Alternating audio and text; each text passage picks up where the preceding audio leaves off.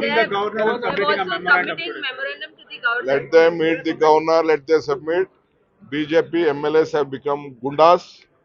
They have become frustration. A Dalit speaker, they could not digest a Dalit speaker and a minority speaker. So they are throwing papers against him.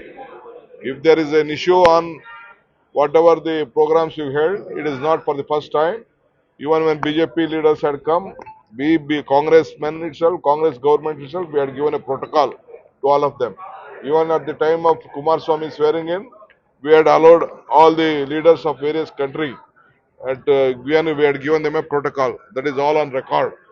I can exhibit all, and the government has fully power that whomever we can give uh, the protocol to them, make them as a state guest. It is our prerogative. It is our rules. We can take any type of decision. We know who they all are the leaders of this country.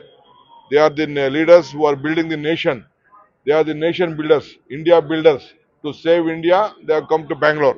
It is our prime duty. They are our guests. It is the duty of a Congress government here to give them honor, to give them respect, to treat them as a state guest. They are not able to digest because Bangalore has shown the unity of all of them. Sir, they have also passed a no confidence motion against the speaker. I wish them all the best.